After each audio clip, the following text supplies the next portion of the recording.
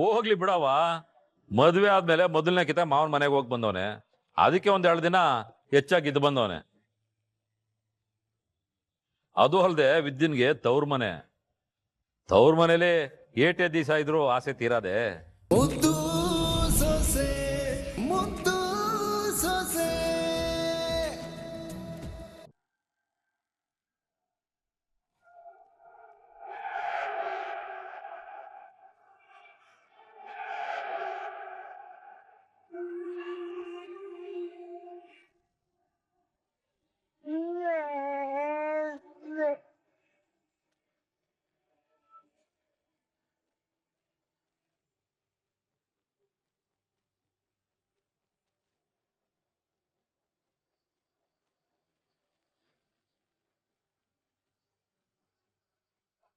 ಏನಾಯ್ತಕ್ಕ?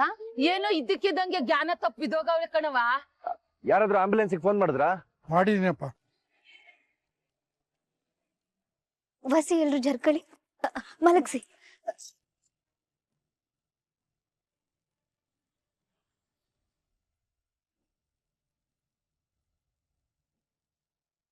ಅಯ್ಯಯ್ಯೋ, ನಾಡಿ ಮಿಡಿತ ಕಮ್ಮಿ ಆಗೋಗದೆ.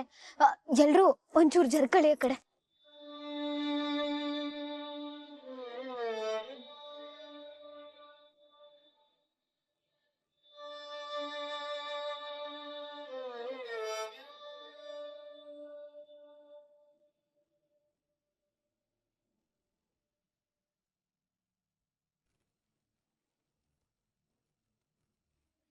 ಎಲ್ರು ಹೊಸಿ ಜಾಗ ಬಿಡಿ, ಅವ್ರಿಗೆ ಗಾಳಿ ಆಡ್ಲಿ. ಈಗ ಹೆಂಗದೆ ಅಕ್ಕ? ಈಗ ಹೊಸಿ ಪರವಾಗಿಲ್ಲ ಕಣವ, ಉಸಿರಾಡ್ಬೋದು. ನೋಡಿ, ಗಾಬರಿ ಆಗ್ಬೇಡಿ, ದೀರ್ಘವಾಗಿ ಉಸಿರಾಡಿ.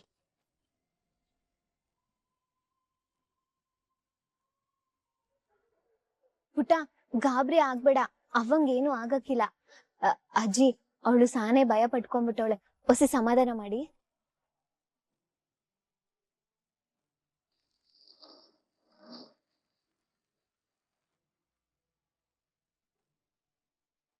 ಏನಾಯ್ತು? ಅದು ಇದ್ದಕ್ಕಿದ್ದಂಗೆ ಪ್ರಜ್ಞೆ ತಪ್ಪಿ ಬಿದ್ಬಿಟ್ರಂತೆ. ನಾಡಿ ಮಿಡಿತ ಚೆಕ್ ಮಾಡ್ದೆ, ಹೊಸಿ ಕಮ್ಮಿ ಇತ್ತು, ಅದಕ್ಕೆ ಎಮರ್ಜೆನ್ಸಿಗೆ CPR ಮಾಡ್ದೆ.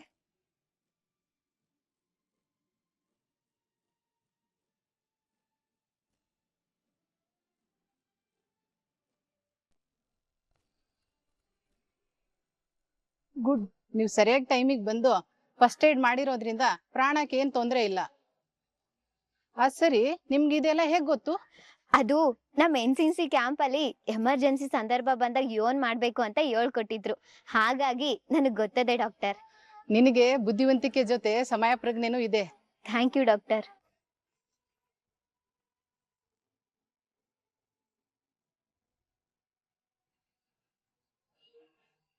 ಇವತ್ತು ನೀನ್ ಬರ್ದೇ ಹೋಗಿದ್ರೆ ನನ್ ಮಗಳು ಅನಾಥೆ ಆಗೋಗಳು ಕಣವ. ನನ್ ಪಾಲ್ಗೆ ದ್ಯಾವ್ರು ಬಂದಂಗ್ ಬಂದು ನನ್ ಜೀವ ಉಳಿಸಿದ್ಯಾ. ನೀನ್ ತಣ್ಣಗ್ ಬದುಕು ತಾಯಿ. ದೇವ್ರು ಮನ್ಸನ್ ರೂಪದಲ್ಲಿ ಬಂದು ಕಾಪಾಡ್ತಾನೆ ಅನ್ನೋ ಮಾತನ್ನ ನೀನ್ ನಿಜ ಮಾಡ್ಬಿಟ್ಟೆ ಕಣವ. ನೀನ್ ಚೆನ್ನಾಗ್ ಓದಿ ದೊಡ್ಡ ಡಾಕ್ಟರ್ ಆಗ್ಬಿಡು, ಆಗ 100 ಜನದ ಪ್ರಾಣ ಉಳಿಸ್ಬೋದು.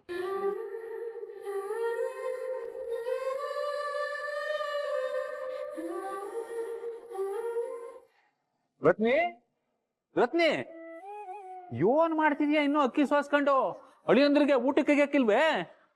ಊಟ ತಯಾರಾಗೈತೆ, ನಾಳೆ ಅವ್ರಿಗೆ ದ್ವಾಸೆ ಮಾಡ್ಕೊಳಕ್ಕೆ ಅಕ್ಕಿ ಉನಿ ಹಾಕವ ಅಂತ ಇದ್ ಮಾಡ್ತಿದ್ದೆ. ಇರಿ, ಕರ್ದ್ಬಿಡ್ತೀನಿ.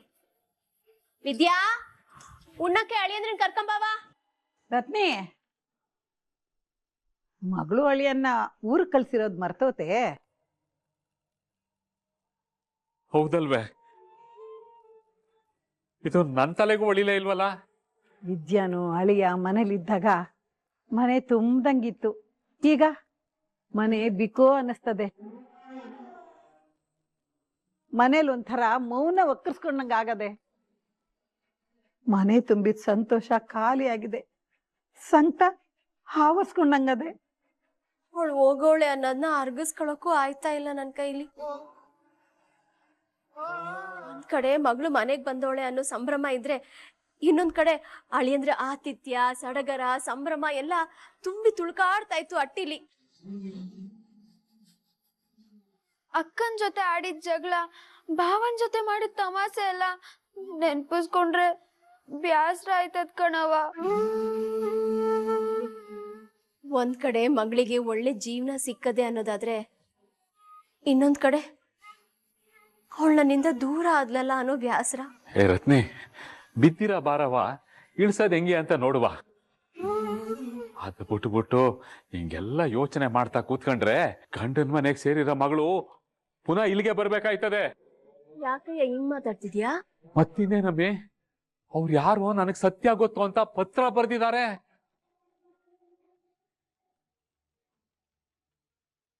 ಅಲ್ಲ ಕಣಯ್ಯ, ಯಾರೋ ಯಾಕೆ ನಮ್ಮನ್ನ ಎದುರ್ಸಕ್ಕೆ ಬರ್ದಿರ್ಬಾರ್ದು? ಅವ್ರಿಗೆ ಎದುರಿಸೋ ಉದ್ದೇಶ ಇದ್ರೆ ಅವ್ರಿಗೆ ಸತ್ಯ ಗೊತ್ತದೆ ಅನ್ನೋ ಅರ್ಥ ತಾನೆ.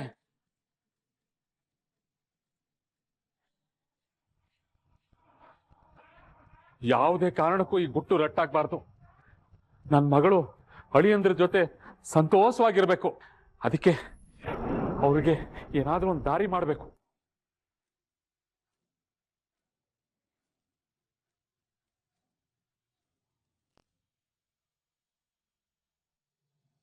ಮೋನ, ಭದ್ರ ಹೊಂಟಿವಿನಿ ಅಂತ ಫೋನ್ ಮಾಡ್ದ, ಇನ್ನೂ ಬಂದೇ ಇಲ್ವೇ? ಬಂದ್ರು ಅಂತ ಕಾಣಿಸ್ತದೆ. ಅಣ್ಣ, ಭದ್ರನು ವಿದ್ಯಾ ಬಂದ್ರು. ಅಪ್ಪಯ್ಯ, ಚಂದಾಗಿದ್ಯಾ? ನಾನ್ ಸದ್ದಾಗಿದ್ದೀನಿ, ನೀನ್ ಹೆಂಗಿದ್ದಿ? ನಾನ್ ಚಂದಾಗಿನಪ್ಪ. ವಾ ಆಮಮ್ಮ, ಗುಂಡ್ಬಿಟ್ಟು ಎಲೆ ಅಡಿಕೆ ಹಾಕೊಂಡ್ ಕುಂತಿದ್ದಿ.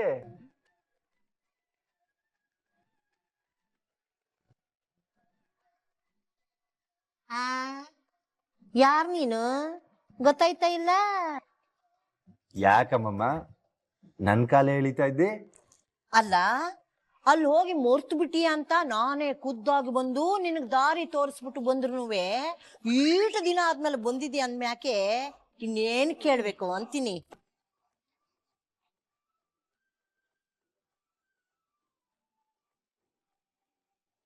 ಹೋಗ್ಲಿ ಬಿಡವ, ಮದ್ವೆ ಆದ್ಮೇಲೆ ಮೊದಲನೇ ಕಿತ ಮಾವನ್ ಮನೆಗೆ ಹೋಗಿ ಬಂದವನೆ, ಅದಕ್ಕೆ ಒಂದ್ 2 ದಿನ ಹೆಚ್ಚಾಗಿ ಇದ್ದು ಬಂದವನೆ. ಅದು ಅಲ್ದೆ ವಿದ್ಯನ್ಗೆ ತವ್ರ ಮನೆ. ತವ್ರ ಮನೇಲಿ ಏಟೇ ದಿವಸ ಇದ್ರು ಆಸೆ ತೀರಾದೆ ಹೇಳೋ? ಏನೋ ಸಂತೋಷವಾಗಿ ಇದ್ದು ಬಂದವರಲ್ಲ, ಅಷ್ಟು ಸಾಕು. ಏನವಾ ಇದ್ಯಾ? ಖುಷಿ ಆಯ್ತೆ? ಹ್ಞೂ ಮಾವಯ್ಯ, ಸಾನೆ ಖುಷಿ ಆಯ್ತು. ಸದ್ಯ ಈಗ್ಲಾದ್ರೂ ಭದ್ರಂಗೆ ನಮ್ಮ ಮಟ್ಟಿ ತಗ್ ಬರಕ್ಕೆ ದಾರಿ ಗೊತ್ತಾಯ್ತಲ್ಲ. ಸಾವಿತ್ರಿ, ಎಲ್ಲ ಸೇರ್ಕೊಂಡು ಯಾಕೆ ಅವ್ನು ರೇಗಿಸ್ತೀರಿ? ತಮಾಷೆ ಮಾಡಿ ಸಾಕು ಬಿಡು. ಏನ್ ಯಾರಡಿ ಈಟೊಂದ್ ಸಮಾಧಾನವಾಗವನಲ್ಲ. ನಾನ್ ಬರ್ದ್ ಕಾಗ್ದ ಇವನ್ ಕೈಗೆ ಸೇರೈತೋ ಇಲ್ವೋ? ಅಪ್ಪಯ್ಯ, ಅಲ್ಲಿಂದ ನಾವು ಹೊರಡೋ ಕೊನೆಗಲ್ಗೆಲ್ಲಿ ನಂಗೊಂದು ಕಾಗ್ದ ಬಂತು.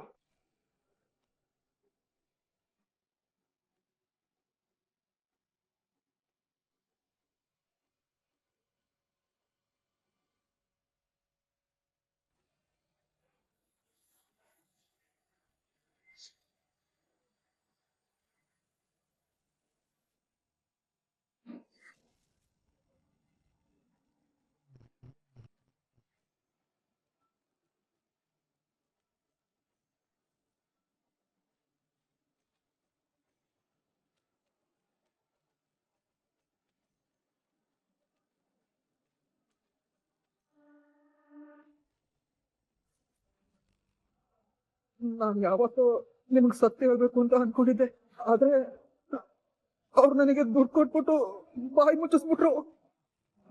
ಈಗ್ಲಾರು ಅವಳು ಯಾರು ಅಂತ ಬಾಯ್ ಬಿಡ್ಲಾ? ಇದೇನಾರ ಭದ್ರನ್ ಕಿವಿಗ್ ಬಿದ್ರೆ ಏನಾಗದೆ ಅಂತ ಯಾರಾದ್ರೂ ಒಬ್ರು ಯೋಚನೆ ಮಾಡಿದೀರಾ? ಅವ್ನ್ ಇನ್ನು ಬಾಳಿ ಬದುಕ್ಬೇಕಾಗಿರೋನು. ಅವನೇನಾದ್ರೂ ಹೆಚ್ಚು ಕಡಿಮೆ ಮಾಡಿ ಜೈಲ್ ಸೇರ್ಕೊಂಡ್ರೆ ನಾವೆಲ್ಲ ನೆಮ್ಮದಿಯಾಗಿರಕ್ಕಾಗ್ತದೆ?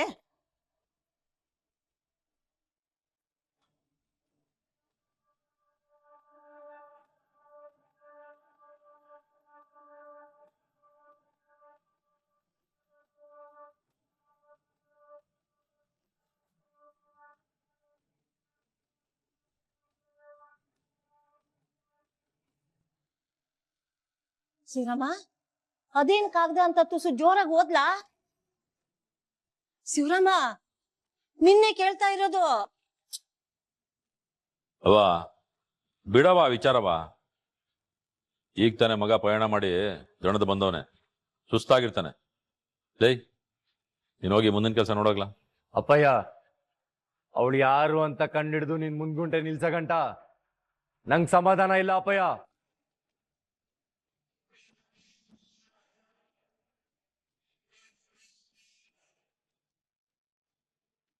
ಪದೇ ಪದೇ ಅದನ್ನೇ ಮಾತಾಡ್ತಾ ಇದೆಯಲ್ಲ, ಬಿಡ್ಲಾ ಅದನ್ನ?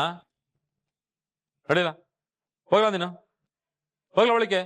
ಇದೇನಪ್ಪಯ್ಯ ನೀನ್ ಹಿಂಗ್ ಹೇಳ್ತಾ ಇದ್ದೆ? ಹೋಗು ಅಂದ ತಾನೆ.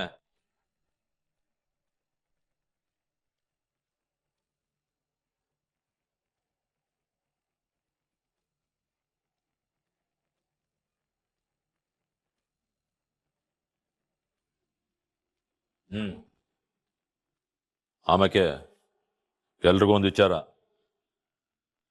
ಆ ವಿಷಯ ಭದ್ರಂಗ್ ಗೊತ್ತಾಗೋದು ಬೇಡ.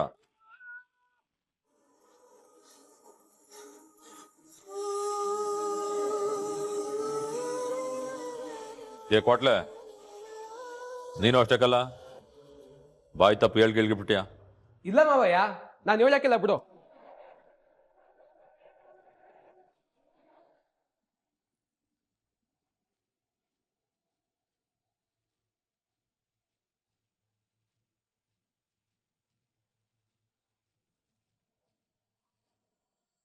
ಯಾವುದೇ ಕಾರಣಕ್ಕೂ ಈ ವಿಷಯ ಭದ್ರಂಗ್ ಗೊತ್ತಾಗಬಾರ್ದು ಅಂತ ನೀನ್ ಅನ್ಕೋತಾ ಇದೆಯಾ ಶಿವರಾಮೇಗೌಡ. ಆದ್ರೆ ಈ ವಿಷಯನ ಅವನಿಗೆ ಹೆಂಗ್ ಮುಟ್ಟಿಸ್ತೀನಿ ನೀನೇ ನೋಡ್ತಿರು.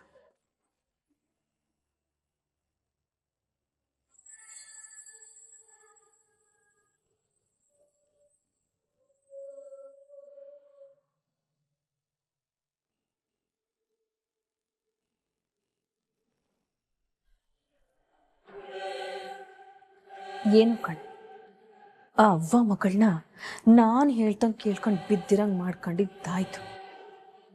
ಈ 3 ಅಡಿ ಒಬ್ಳು ನಾನು ಹೇಳ್ದಂಗೆ ಕೇಳ್ಬಿಟ್ರೆ ಅಟ್ಟಿನಲ್ಲಿ ನಾನ್ ನಾಡಿದ್ದೆ ಆಟ. ಇವಳನ್ನ ನಾನು ನನ್ನ ಹತೋಟಿಗೆ ತಗೋತೀನಿ ಬಿಡವ್ವ.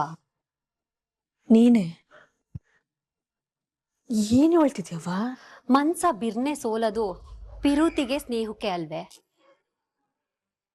ಅದನ್ನೇ ಬಳಸ್ಕೊಂಡು ಇವಳ ತವ ನಾಜೂಕಾಗಿ ಸ್ನೇಹ ಮಾಡ್ಕೊಂಡು ಇವಳ ವೀಕ್ನೆಸ್ ಏನು ಅಂತವ ತಿಳ್ಕೊಂಡು ಇವಳ ಮೇಲೆ ಯಾವ ವಸ್ತ್ರ ಉಪಯೋಗಿಸ್ಬೇಕು ಅನ್ನೋದನ್ನ ಆಮ್ಯಾಕೆ ಯೋಚನೆ ಮಾಡೋದ್ರಾಯ್ತು ಬಿಡವ್ವ.